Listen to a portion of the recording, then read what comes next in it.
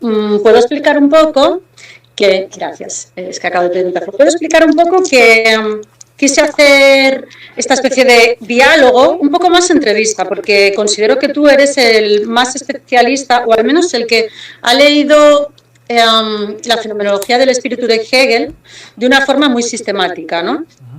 ¿Cierto? Sí, sí.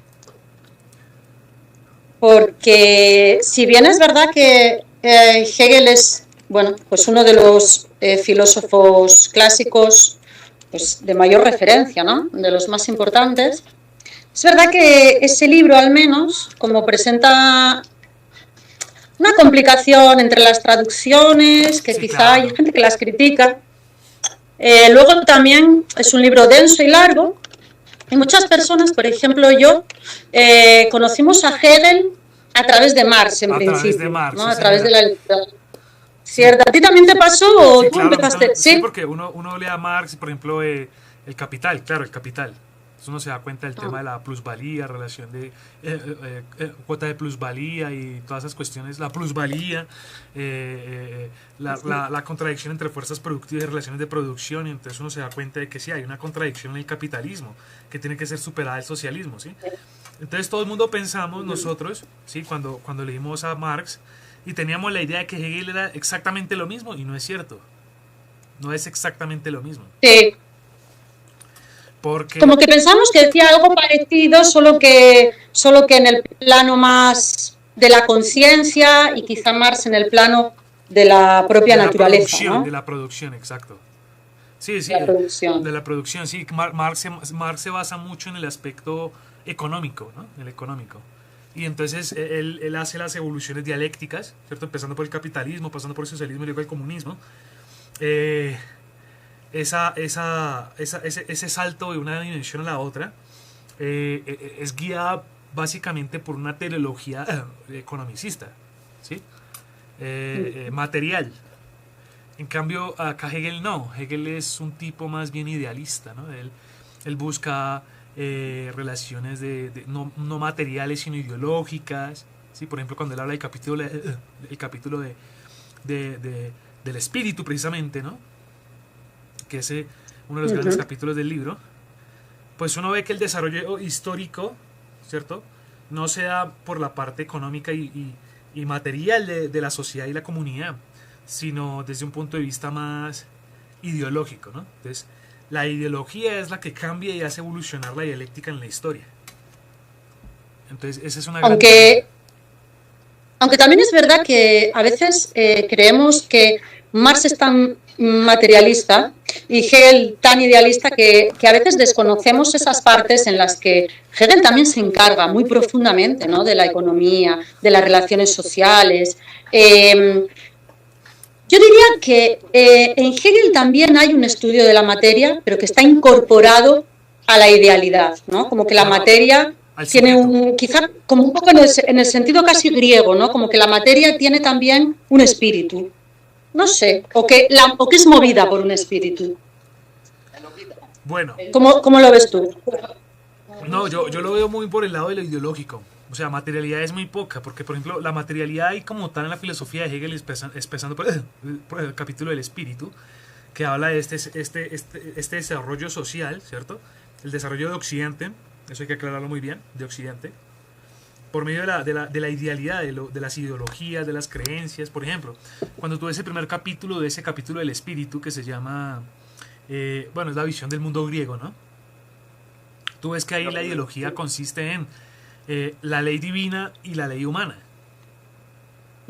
¿Sí? Y el primer paso, ¿cierto? Es darse cuenta de que esa ideología que domina en el pueblo griego, que es la relación entre la ley humana y la ley divina, parece ser que es una ideología completamente inmediata, ¿sí? Que es totalmente efectiva en la polis, ¿cierto? Todos los individuos tienen una cierta afinidad con esos dos tipos de leyes, la humana y la divina, pero después en la segunda parte de ese capítulo nos damos cuenta de que no, que por Antígona, ¿sí? Si se acuerdan de la... sí, por Antígona uno se da cuenta de que no, que la relación entre la ley divina y la ley humana es una relación contradictoria, ¿sí? Ujú, Entonces ahí está todo el ujú, plano ideológico en Grecia. Y entonces esta contradicción entre ley humana y ley divina desemboca en lo que después se va a llamar en Roma el Estado de Derecho, ¿sí? Entonces está la libertad, el derecho, la constitución, etcétera, etcétera. ujú, ujú. Entonces uno se da cuenta ahí, Eh, es un ejemplo, es un ejemplo. Porque después sí, sigue sí, la Edad sí. Media, luego la Ilustración, por ejemplo, en el tema de la Ilustración, Hegel dice que el tema es que ideológicamente el pueblo se está llenando de muchas ideas novedosas, ¿sí? Ujú, Que es la lucha entre la fe y la Ilustración. Entonces uno se da cuenta ujú, ahí que, bueno, eh, eh, esta lucha, ¿cierto? Es entablada por dentro de la sociedad, ¿sí? Entonces el pueblo empieza, por así decirlo, a perder esa fe, esa creencia en lo supersticioso, que es lo que hace, que así lo llaman los ilustrados, y, y no, pues ahí se estalla la revolución, ¿sí? ujú. Entonces el aspecto material no es muy pertinente para Hegel, es el aspecto ideológico, por lo menos en este libro, ¿no? Porque hablando con sinceridad, el único libro que yo he leído de Hegel es ese, Fenomenología del Espíritu. Mira, que es Sí. justamente el que resulta más complicado a la gente, ¿no? Ujú.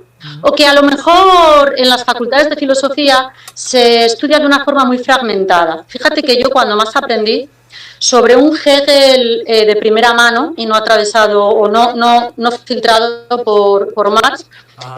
fue ya en el doctorado, en el que de esos 4 cursos que había que hacer antes de empezar la tesina y demás, 2 de ellos los hice sobre Hegel y fíjate que uno era sobre fenomenología del espíritu y solo leímos La primera parte, la el certeza prólogo, sensible. sí, la introducción y el primer capítulo. Ajá. Y el otro, que fue muy completo, era sobre el espíritu objetivo. Y leíamos un poco de fenomenología del espíritu, pero leíamos sobre todo la filosofía del derecho. Aprendí bastante ahí, ¿eh?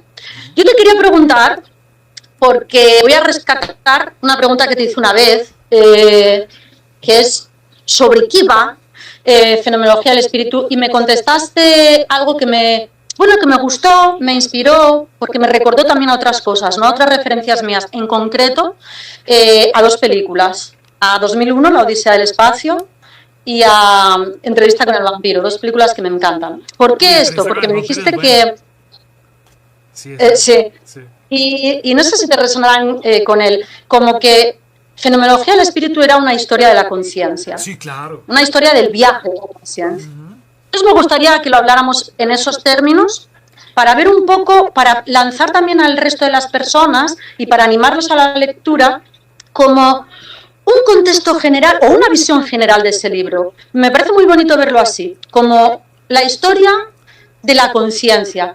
Y una primera pregunta que te lanzo es, ¿esa historia de la conciencia es la historia de la conciencia individual, es decir, como a nivel filogénico, o es la historia de la conciencia ontogénica, ¿no? La historia de la conciencia de la humanidad, o es ambas cosas, o es cómo cada individuo vive o recapitula ese proceso de la historia de la conciencia, del espíritu a nivel de humanidad. No sé si se me entendió Sí, sí, sí. bien. Mira, Ok. la fenomenología del espíritu, primero que todo, eso hay que hacer una aclaración muy, muy fuerte para poder entender este libro. Y es, la Uh-huh. dialéctica hegeliana no es tesis, antítesis y síntesis. El que trate de entender ese Uh-huh. libro por medio de ese esquema, nunca lo va a entender. Nunca. No lo va a entender. Nunca lo va a entender porque es que la Muy dinámica, importante esto sí, también. claro, la dinámica es totalmente diferente. La dinámica es en sí, para sí y luego en y para Uh-huh. sí. ¿Sí? O sea, es Sí, sí. el espíritu objetivo, ¿cierto? El que se dirige el sujeto al mundo. Luego viene la dimensión de la autoconciencia, por así decirlo, ¿no? Que sería el para sí, ¿cierto? Uh-huh. Eh, entonces viene el para sí, que ya es el sujeto, ¿no? Lo universal, el que presta el concepto, la certeza. ¿Sí? Y Uh-huh. por último, Sí. entonces viene el en y para sí, que es la reunión entre esta singularidad que se presenta en el espíritu objetivo y la universalidad que se presenta en el ámbito del sujeto, unificando así lo que se llama universal y singular. ¿Sí? Entonces, Uh-huh. por Sí. ejemplo, voy a hacer un ejemplo de universal en ese sentido y de singular, y objeto y concepto. ¿sí? Cuando hablamos del ser en sí, ¿cierto? Hablamos del objeto como tal. Y el objeto pues también tiene que ser objetivo, tiene que ser la verdad, ¿cierto? Y tiene que ser singular. ¿Sí? Esa es la característica de los objetos, que es singular, bueno, verdadero y uno. ¿Sí? Listo. En el ámbito del sujeto tenemos otra dimensión distinta, que es lo universal, ¿cierto? Que es concepto y que es la certeza. ¿Sí? Entonces, mira lo bonito de esto, que cuando él llega a la unificación entre el para sí y el en sí, ¿cierto? El en sí para sí, llegamos a una noción de que la verdad es la certeza que yo tengo de esa verdad. ¿Sí? Unificando de ese modo a sujeto y objeto. Entonces, la diferencia entre sujeto y objeto se borra. ¿Por qué? Yo lo interpreto de este modo. Hegel lo que está tratando de decir es que la realidad entera, el universo entero, está dentro de mi conciencia. Tanto así que al yo observar un objeto del universo, me estoy observando a mí mismo. Y esa es la meta de la fenomenología del espíritu. Llegar a esa concepción de que el universo hace parte de mi ser, que yo soy el universo entero, porque está dentro de mí. ¿Sí? Así lo he interpretado yo. Es algo parecido, es un poco barroco, ¿verdad? Tiene una onda un poco barroca, un poco spinozista, un poco leibniziana incluso. Sí, entonces ahí la cuestión es conjugar lo que es sujeto y objeto. ¿Sí? Entonces ese es el camino de la fenomenología del espíritu. ¿Sí? Ese es el camino largo. Porque, a ver, él desde el principio quiere agarrar el absoluto. Desde el principio del libro, el primer capítulo, que se llama Certeza Sensible, que hace parte del capítulo de la conciencia, él de una vez quiere agarrar el absoluto y dice, bueno, pues de manera muy lógica, el absoluto tiene que ser el aquí y el ahora. ¿Sí? Ese tiene que ser el absoluto, o sea, ¿qué más? Sí, sí. ¿Qué más se pide? Pero no, resulta que hay un juego dialéctico que él demuestra que no es cierto, que la conciencia se equivocó en esa inmediatez que trata de apresar el universo entero. Entonces ahí surge pues una serie de contradicciones, una serie de dificultades. Entonces pasa al siguiente nivel dialéctico, que sería la percepción, ¿cierto? Pero entonces este paso no quiere decir que niegue lo anterior, ¿sí? Como si nunca lo hubiera hecho, como cuando uno tiene un error, ¿cierto? Y uno lo que hace es desechar el error como si no sirviera. No, ese error sirve para poder seguir adelante, ¿sí? Y por eso es que eso es una historia, un cuento del sujeto, que atraviesa el sujeto como tal, viendo estos conocimientos que él ha adquirido desde mucho tiempo en filosofía. Yo me imagino esto como un sujeto abstracto, ¿cierto? Un sujeto que conoce de filosofía y que lo que hace es pasar por estos estadios, por estos problemas, por estas dificultades, hasta llegar al saber absoluto. Entonces, y en ese... Ambas. Claro, en ese viaje es como que el error no es hojarasca sin más, sino que es un momento, ¿verdad? Es como un momento de la verdad. Sí, o sea, cada parte no se niega. O sea, por ejemplo, la certeza sensible se equivocó en tratar de apresar el absoluto a través del aquí y el ahora. Listo, se equivocó, pero eso no quiere decir que no sirva. Se guarda y se supera, se hace Aufhebung, esa palabra alemana, ¿no? Aufhebung, que significa superar, pero al mismo tiempo conservar. Mira, me gustaría también preguntarte un poco más, porque me parece súper interesante, leer a Hegel y hacerlo desde la perspectiva del en sí, al para sí, al en sí para sí, y no desde la tesis, antítesis, síntesis. Me gustaría conocer de tu parte un poco más de esta crítica a esa forma un poco escolar, ¿verdad?, con la que se transmitió la filosofía de Hegel o la fenomenología del espíritu, y que nos llevaría pues a una incomprensión en su lectura. Mira, profundiza un poco más. Yo podría darte un ejemplo, porque pues en este momento no alcanza la reunión para resumir el libro entero. Pero pues te puedo dar un ejemplo. Mira. En el capítulo de la religión, después del capítulo del espíritu, hay un apartado que se llama ¿qué? Religión del arte. Religión del arte. Y es el estadio griego de sus dioses, ¿no? Porque estamos hablando de la religión, ¿cierto? Entonces, este apartado se divide también en tres. En sí, para sí, en y para sí. Se divide en tres. Uno es el arte abstracto, luego el arte viviente y luego el arte espiritual. En el arte abstracto tenemos tres también, otras que se dividen en tres. O sea, son triadas dentro de triadas, ¿cierto? Entonces, el primero, en el arte abstracto, tenemos tres. Uno que es el arte como tal de hacer esculturas, pinturas, en la arquitectura también, ¿cierto? En el segundo tenemos lo que es el himno, ¿cierto? Porque los griegos de verdad, como dice Hegel, Hegel dice que los griegos sí pensaban de verdad que cada estatua correspondía a un dios. O sea, la estatua era un dios, ¿sí? Entonces, ¿qué hace la gente? La gente lo primero que hace es hacer las estatuas, ¿sí? Después de hacer las estatuas dice, bueno, pero acá falta algo, hay que hacer esto más dinámico. Entonces inventan el himno. Y el himno es el lenguaje de los dioses, ¿sí? Y luego se combinan estos dos aspectos, la estatua y el himno, y se forma el culto. Ay, qué bonito esto. Sí. ¿Sabes por qué además es importantísimo? Porque hay toda, yo diría que hay como toda una posmodernidad dentro de la que más o menos me encuentro, claro, con mis cercanías y lejanías, ¿no?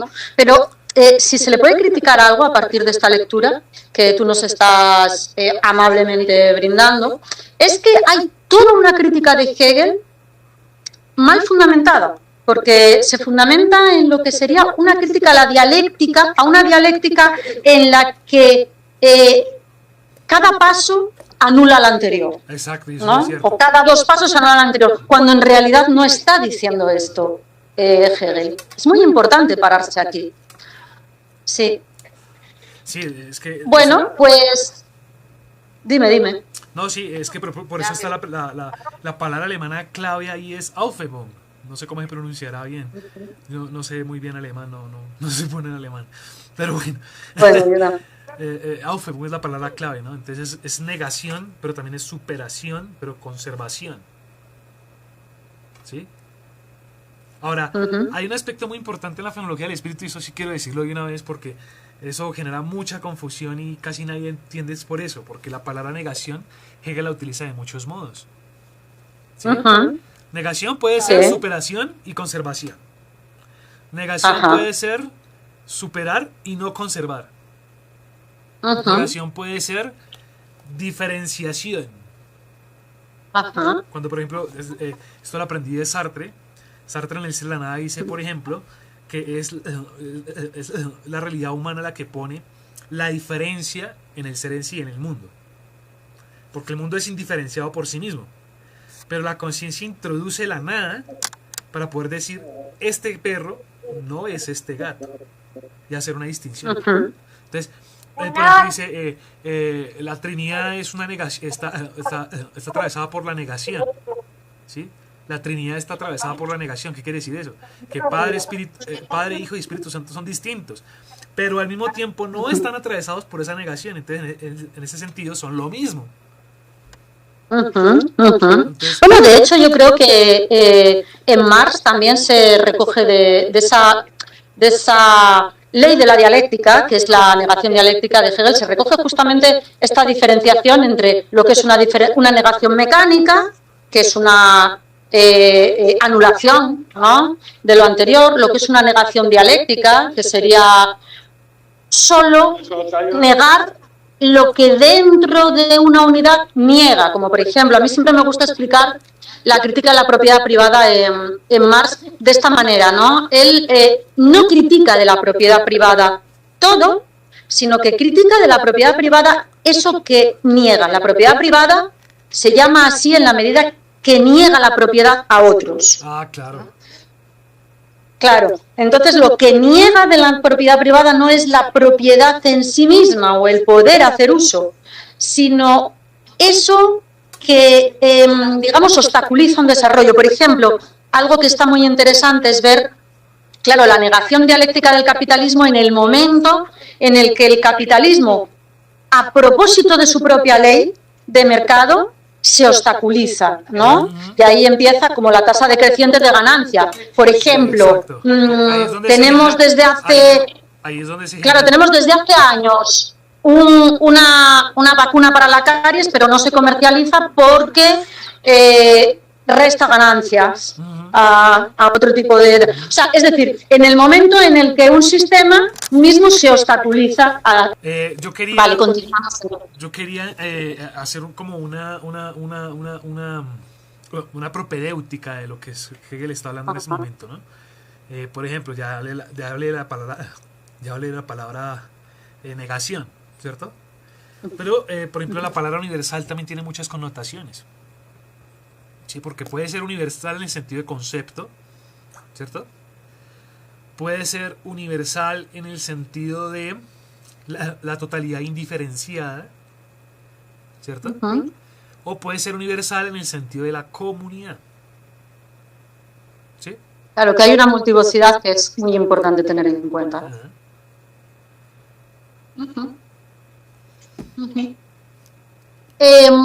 Podríamos...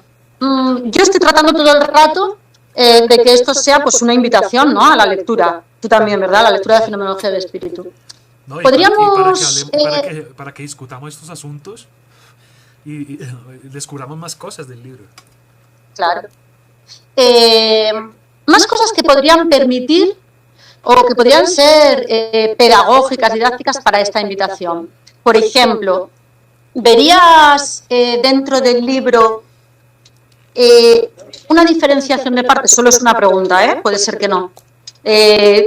¿Harías como, cómo te voy a decir, una especie de esquema en el que, aparte de los capítulos que tiene, tú dijeras, bueno, pues podría distinguir dos partes en el libro, o tres, o las que consideres?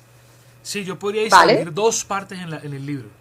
Dos partes en general, ¿no? Hablando del libro en general todo, yo lo podría marcar y partir en dos partes. Primera, el capítulo, ¿no?, que habla de las tres primeras partes, ¿no? Conciencia, autoconciencia y razón. Esa sería una primera parte. ¿Sí? Luego sería la segunda parte sería espíritu, religión y saber absoluto. Porque ahí ya la cosa es más social, más política, más ideológica, más de temas históricos, ¿sí? En cambio, la primera parte ya como que ¿cómo te digo? La parte más epistemológica, por así decirlo, ¿no? Del desarrollo de las ciencias. Sería como una primera parte más ontología, epistemología y una segunda parte más social, ético-política. Vale. Sí. Sí. Mira, más cosas. Si tuvieras que decir algún ámbito del conocimiento, que pudiera ser de la ciencia, que pudiera ser del arte, etcétera, que te parece visible o que te parece que está filosofado, incorporado, muy bien hilado en la filosofía de Hegel, ¿cuál dirías que es? Y te explico la pregunta, te la explico para que diferentes personas puedan ver por dónde pueden acceder. Quizá hay gente que diga, bueno, yo sé de ciencias exactas y entonces, bueno, voy a entrarle por aquí, o yo sé de arte y entonces voy a entrarle por aquí. ¿Con qué otros conocimientos, puede ser cualquiera, conectarías a esta obra de Hegel? Con la física. Con la física. Claro, y eso es lo que más me trama de Hegel. Yo soy un físico reprimido. ¿Así es? Sí, yo soy un físico reprimido, de verdad que sí. Me fascina. No lo sabía. Yo tengo muchos familiares físicos, fíjate. Ah, bueno, bacano. 2 tíos. Vamos a ver por qué, porque esto además le da como una continuidad con Kant, con Descartes, ¿no? Como que la física y toda la revolución física estaban ahí. Y hay alguna gente que cree que en Hegel se desvanece, como que está presente en Descartes, ya porque es físico, que está presente en Kant, porque aunque no sea físico, conoce muy bien la física newtoniana, pero hay mucha gente que ve como que esta revolución de la física desaparece en Hegel, y en Hegel, bueno, pues estuviera más, a lo mejor, más en conexión con la nueva biología, aunque yo creo que eso está más en Marx, o, sin embargo, tú ves ahí una continuidad con la física. Dinos por qué. Mira, hay un capítulo que es el más bonito de la fenomenología del espíritu, y ese me demoré bastante en entenderlo, estaba bien complicado, y es el del entendimiento. ¿No? Dicen por ahí las malas lenguas que el capítulo más difícil del libro. Y el tipo ahí lo que intenta hacer es pasando por el estado dialéctico de la certeza sensible y luego por la percepción. Entonces llega el concepto de fuerza como como el pegamento de la realidad. ¿Sí? Aquello que hace que algo se atraiga o no se atraiga es la fuerza como tal. ¿Sí? El electromagnetismo, la gravedad. Sí, sí. Entonces lo que hace es una cosa muy interesante. Llega a la conclusión de que la fuerza es un ámbito como de exteriorización, de expresión, de manifestación, pero también de repliegue. ¿Sí? Entonces él dice, estas dos fuerzas se solicitan mutuamente. ¿Sí? La que repliegue y la que es manifestada, expresada, ¿cierto? Son lo mismo, pero al mismo tiempo son distintas. ¿Sí? Y la idea ahí lo que hace es que estas dos fuerzas se solicitan mutuamente. Entonces la una es solicitada por la otra es solicitada por la primera. Entonces se forma un juego de 4 caracteres ahí bien bonitos sobre cómo es que estas dos fuerzas interactúan. Luego de eso, él llega a la conclusión de la ley. ¿Y qué es la ley? Pues la abstracción conceptual de la fuerza. Porque la fuerza es un fenómeno como tal. ¿Sí? Y yo llego a la ley, que es el concepto de la fuerza. Concepto. Las leyes son conceptos. Todo lo que tiene que ver con matemáticas, por ejemplo, una ley como la de Einstein. E igual mc2. Eso es conceptual, ¿no? Entonces, aquí lo bonito es que se genera esa relación entre esa evolución dialéctica, ¿no? Primero la fuerza, que sería la parte del en sí, ¿cierto? El en sí, porque es la fuerza la que está fuera en el mundo actuando. Luego el para sí, porque soy yo como sujeto el que pone la ley. ¿Sí? El que la capta, ¿verdad? Exacto. ¿Cuál sería entonces? Ahí se halla como esa certeza, ¿no? Ya que sé que estás leyendo a Kant, en este proceso que hiciste así como invertido en el tiempo, que también es muy interesante, ¿no? Primero Hegel y después Kant. ¿Cuál sería la diferencia más sustancial que ves entre cada uno de los dos filósofos, Hegel y Kant, a la hora de relacionar el fenómeno o el en sí con la concepción, con el para sí, ¿verdad? Porque en Kant hay una preocupación enorme también por esto. Yo diría que en Kant hay una preocupación como un poco más pesimista, no sé. Y en Hegel se trata de, a mi entender, como se trata de, como que en Kant parece que, no sé si decir pesimista o decir como que encuentra un embrollo que no se puede desembrollar, que es el en sí y el para sí, esa desunión, ¿no? Que al mismo tiempo nos interpela, pero que al mismo tiempo nunca podemos como cerrar o acercar del todo. Sin embargo, en Hegel parece que hay como un intento de, claro, de reunirlos, de salir de este problema. Pero bueno, me gustaría que tú, desde tu lectura, los compararas. La idea de verdad y al mismo tiempo eso que diferencia el pensamiento y el ser en Kant y en Hegel. ¿Qué tipo de movimiento se da entre uno y otro? Mira, el aspecto más distintivo entre Kant y Hegel en este libro es la moral. O sea, ahí es ¿cómo se dice? Innegable, ¿sí? En ese aspecto. Sí. Sí, que por Hegel está haciendo unas supuesto. críticas a Ujú. Kant, ¿sí? Con la moral. Sí, sí. Kant lo que trataba de hacer era un imperativo categórico, ¿no? Que fuera universal, necesario, a priori, formal, ¿sí? Eh, Hegel dice que este imperativo categórico no se puede seguir. ¿Te acuerdas de la diferencia entre entre estas tres actitudes, entre estas posibilidades que podemos optar, Ujú. ¿no? En la ética kantiana, ¿no? Uno puede actuar por deber, o conforme al deber, Ujú. o en contra del deber, ¿cierto? Pero entonces Hegel dice que Ujú. actuar por deber es imposible, porque es que somos seres animales, ¿sí? Y todo lo que hacemos tiene un motivo, un interés, ¿sí? Un interés. Ujú. Ujú. Entonces Hegel dice esto es imposible, esto no se puede hacer. Entonces Hegel opta por una vida mucho más humana, digo yo, aunque estoy muy Ujú. dudoso de los dos aspectos, pero, Ujú. pero Hegel dice, bueno, como no podemos hacer nada por deber, porque el deber es algo absoluto que no se puede conseguir, es una cosa imposible para los seres humanos, ni siquiera se puede pensar, porque es que nadie lo hace, nadie, absolutamente nadie puede hacer eso, dice Hegel, pues entonces conformémonos por lo menos con actuar conforme al deber. ¿Sí? Entonces en ese sentido ya pues no estamos actuando en contra del deber y estamos haciendo cosas buenas por los demás.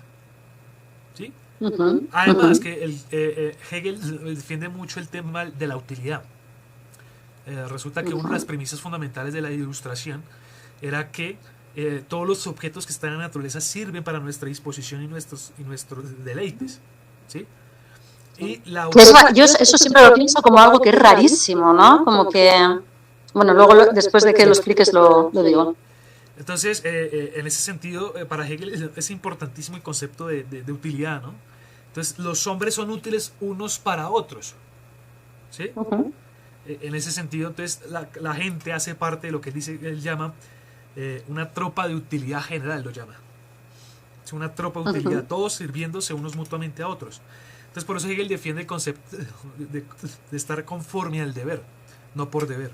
Ujú. Esa es Ujú. la Ujú. primera parte más importante. eh, de que se diferencian, ¿no? ¿Qué Ujú. otra diferencia podría haber? Bueno, esa es la En el más... aspecto este que te decía en cuanto a la relación entre el ser y el pensar, o entre el objeto y el sujeto, o Ajá. entre el en sí y el para sí, Mm, a ver, a ver. ¿cuál es la diferencia? O Bueno, cuál es o al revés, o cuál es el parecido, porque muchas veces en filosofía tenemos una tendencia excesiva a preguntar por las diferencias en lugar de ver las las continuidades que hay continuidades, sí, sí. también. Hegel Podría interpreta... ser una continuidad. Hegel, cuando habla de la ilustración, le interpreta a los ilustrados como autoconciencias. ¿Qué quiere decir eso? Que son en sí y para sí al mismo tiempo.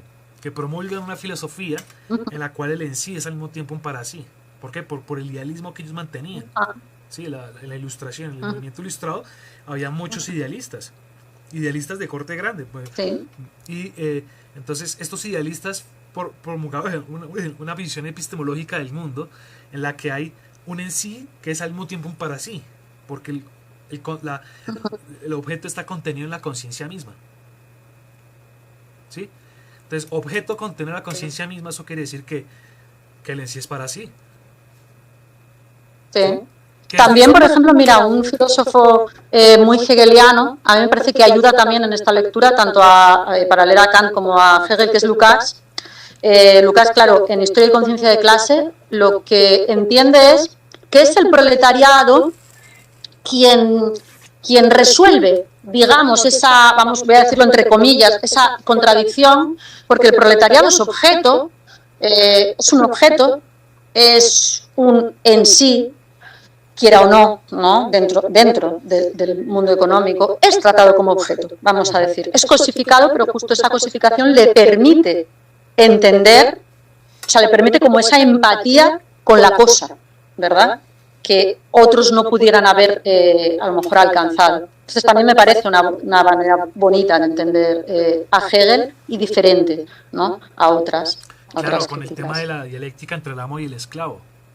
Ahí está claro. Mm. El esclavo es un tipo que está anclado a los objetos. ¿Sí?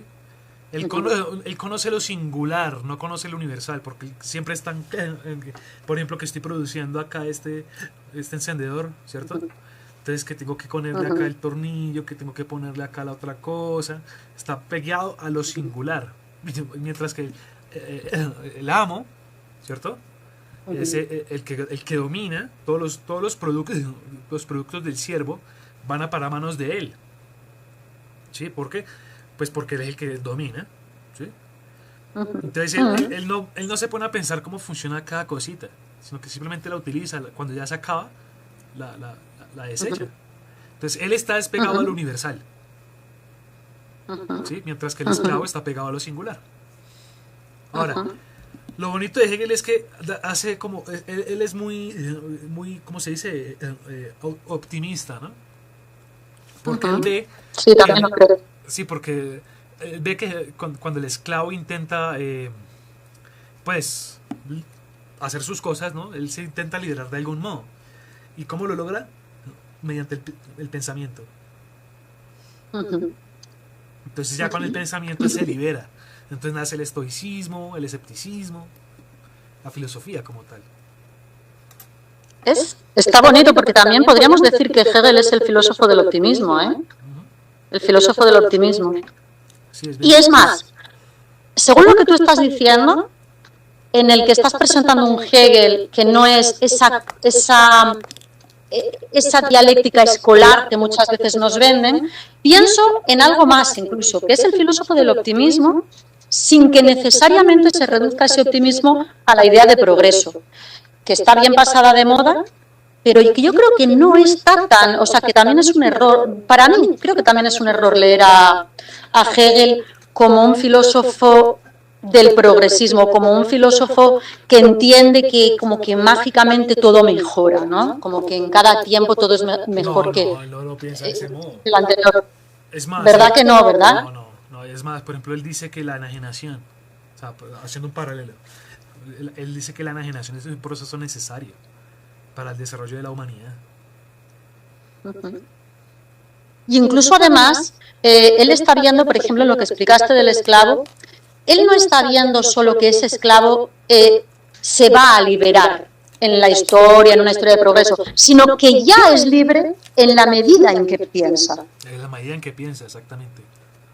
Entonces no es algo que se ponga al futuro todo el rato, sino que también se está dando como en una especie de, casi de multiverso, digamos, desde el aspecto de su pensamiento y de la filosofía sobre las singularidades, ahí ya es libre, no es que haya que, no es una historia escatológica la que está contando, digamos. Sí, de algún modo cuando... Lo digo porque se le critica mucho por eso, ¿no? Como que se le critica por esto de que pareciera que él justifica cualquier cosa o incluso cualquier política real en virtud de que es un momento para ese apocalipsis final tras el cual viniera el fin de la historia. Y yo creo que no es así, que no es esto lo que está escribiendo Hegel. ¿Qué piensas tú? Yo lo veo muy optimista, muy bueno. Lo que pasa es que también hay que ver que él tiene una visión, trata de abarcar muchos temas al mismo tiempo, ¿no?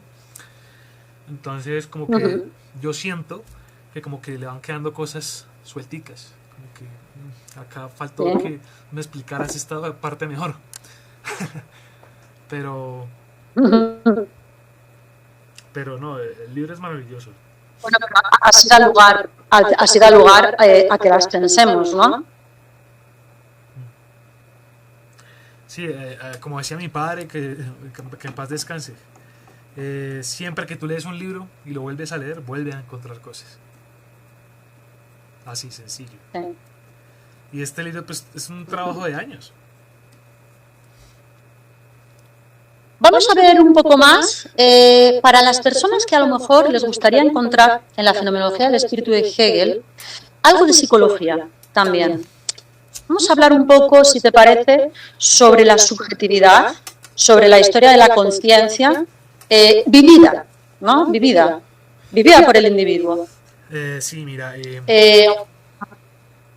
aspectos, por ejemplo, a ver, yo diría que Hegel es un tipo que habla de la moral sobre todas las cosas, ¿no? Entonces, por ejemplo, él tiene una visión de la realidad orgánica, ¿cierto?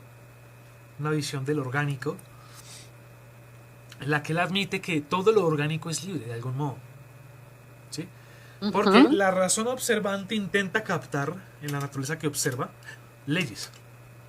¿Sí? Leyes. Y cuando se trata de dirigir a lo que es orgánico, se da cuenta de que no se pueden hacer leyes en lo orgánico. Es imposible, dice Hegel, ¿no? Tenemos 3 aspectos en lo orgánico, que son irritabilidad, reproducción y sensibilidad. Esos 3 aspectos internos en lo orgánico, ¿no? Entonces él trata de decir, bueno, yo voy a hacer una serie de ¿cómo se dice? De esfuerzos, de intentos, es la palabra. Voy a hacer una serie de intentos para poder definir al orgánico como conforme a una ley. ¿Sí? Y se da cuenta que de ningún modo pueden haber leyes en lo orgánico. Entonces los animales son libres, los seres humanos son libres. ¿Sí? Ay, qué bueno, es una hermosura esto. Sí. Y en el campo, entonces, esa libertad influye muchísimo en las acciones del ser humano, ¿no? Porque es el que escoge, ¿no? Y entonces él trata de hacer una ley a los seres humanos, hablando de las elecciones que toma en relación con su sociedad y entorno, ¿sí? Y se da cuenta de que los seres humanos tenemos 2 opciones continuamente todo el tiempo. Uno, liberarme de ese entorno, ¿sí? Rebelarme, ¿sí? No estoy de acuerdo con esto. Mis intereses son distintos, ¿sí? Y la otra, conformarse, obedecer, ¿sí? Aceptar. Y Hegel dice, aquí hay algo interesante, porque el sujeto puede elegir entre esas 2 posibilidades de manera libre. Es su libertad la que le dice si escoge o no escoge una u otra posibilidad. ¿Sí? Ahora, con el ámbito de la expresión, muchos psicólogos hoy en día piensan, y ese es un aspecto que todavía tengo pensando mucho, muchos psicólogos piensan que todas las actuaciones del ser humano, ¿cierto?, tienen un motivo intrínseco, ¿no? Hegel dice, bueno, lo que pasa aquí es que el sujeto es libre, ¿cierto? Y él puede mentir, ¿sí? Yo puedo tomar una actitud frente al otro a través de la mentira, del engaño, y el otro se va a comer enteramente el cuento y no va a ver quién soy yo internamente. Entonces Hegel, yo veo ahí un negativo, una negación absoluta, cuando trata de ver al otro como un sujeto que puede, como yo pudiendo captar tu alma. Eso es imposible. Claro. ¿Sí? Yo queriendo captar tu alma, eso es algo imposible. Entonces Hegel dice, bueno, eso quiere decir que si no podemos observar eso, pues, ¿qué hacemos? Eso es como un nómeno para Hegel, ¿me entendés? El alma del otro. Sí. Porque Hegel es un tipo que no acepta esta noción de nómeno, ¿cierto? No acepta la noción de nómeno. Pero sí la admite cuando hablamos de el alma del otro. El alma del otro. O sea, la admite en lo orgánico, digamos, ¿no? Orgánico, como decías antes, en lo orgánico. El nómeno estaría solo en lo orgánico y coincidiría un tanto con la libertad. Es quizá lo impredecible, ¿no? Lo que no se puede someter del todo a una ley. Exactamente. No hay leyes en lo orgánico.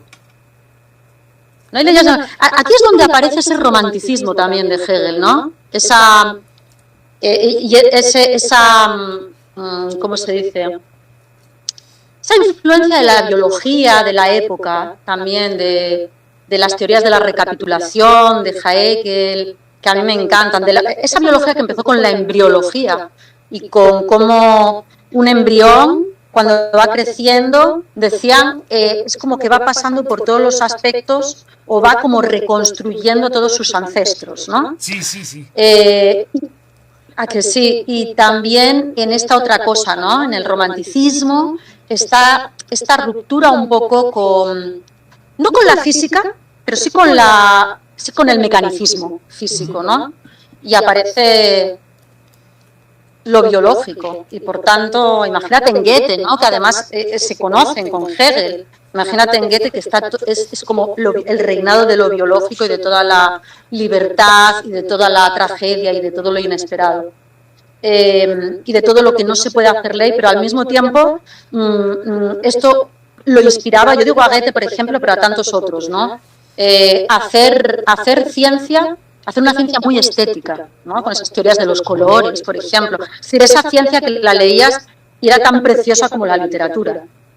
¿Qué relación ves entre Hegel o cómo, no qué relación ves, sino cómo la interpretas, desde dónde la lees tú, a esa amistad de Hegel con los románticos? No, yo la verdad es que no. ¿Su amistad? No he leído mucho sobre los románticos, entonces pues he leído solamente a Goethe, Fausto. Ajá. Pero sí, hay una negación. Vale, pues cogemos a... Hay una negación como de este aspecto de lo mecanicista. Mira, por ejemplo, yo lo podría poner más bien en el ámbito clínico hoy en día, ¿no? En el ámbito clínico de la psicología. Tenemos la psicología conductual, ¿cierto? Y ella dice que todo lo el paradigma de esa ciencia es el newtoniano cartesiano, ¿no?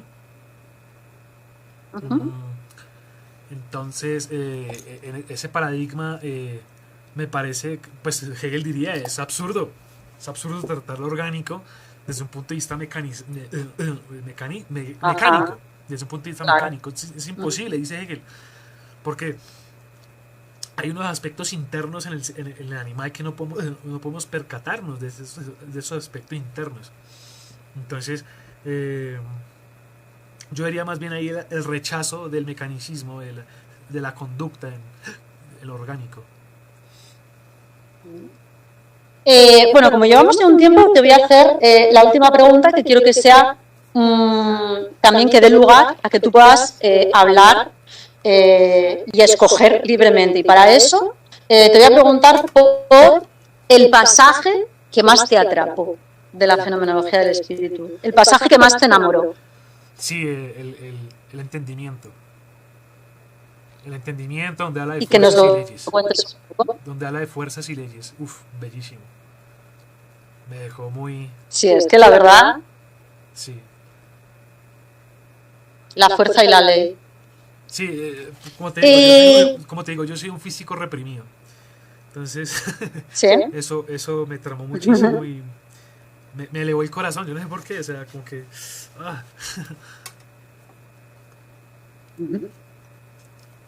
¿Y por qué? ¿Por qué? Yo creo que puede ayudar también a entenderlo. ¿Por qué eres un físico reprimido? ¿Por qué lo reprimido? ¿Por qué lo reprimiste?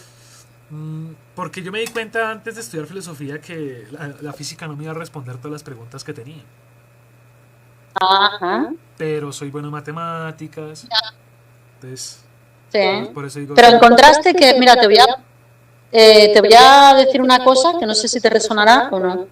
Yo tenía un amigo en la Facultad de Filosofía, lo digo en pasado porque tristemente falleció él, que decía que él había empezado a estudiar matemáticas y estaba casi en el último curso cuando decidió cambiarse a filosofía, y eso que era un muy buen matemático. Pero encontró como que él, tal como me lo explicaba, yo decía, pero ¿por qué? No sé, a esas alturas, ¿por qué te cambiaste? Y él decía que con las matemáticas sentía como que siempre estaba trabajando para otro, por lo menos tal y como estaban enfocadas, sentía que trabajaba para otro. Es decir, como que estaba programando para otro, usando las leyes que hizo otro, como que no le resolvían las preguntas la parte filosófica. Vamos, como... Claro, él fue a filosofía no porque abandonara la matemática, sino porque la propia carrera de matemáticas no respondía a sus paradojas y a sus cuestionamientos adentro de las matemáticas. Y fue a filosofía buscando una respuesta a esos embrollos de las matemáticas. ¿Te pasó algo parecido? No. ¿Con la física? Yo lo que pasa es que, a ver, yo estudié 3 años música. No me acuerdo de nada, obviamente, porque no me he practicado. Llevo 14 años sin practicar con seriedad la música. Sí. Pero, no, sí. muy Este amigo mío era músico también, por cierto. Sí, claro. Entonces, no, pues estudié música y me di cuenta que era también bueno para la filosofía. Y pues dije, bueno, ¿qué estudio? ¿Física o filosofía? Mejor filosofía porque me puede dar más, responder más preguntas y más cuestiones. Sí, por eso te digo, la parte que me enamoró de este libro fue el tema del entendimiento. Y dinos, eso de, aunque ya sé que hablaste un poco antes, esta cuestión de la fuerza y el entendimiento, dinos algo más que a ti te pareció lo más sugerente y que te parece que puede contagiar ese deseo de la fenomenología del espíritu de Hegel a todos los que nos estén el viendo. Tema del mundo invertido. Ajá, todos dicen que esa parte del mundo invertido en la filosofía de Hegel es un reductio al absurdum. Yo tengo en duda esa posición, porque es muy bello pensar el mundo invertido, conceptualmente.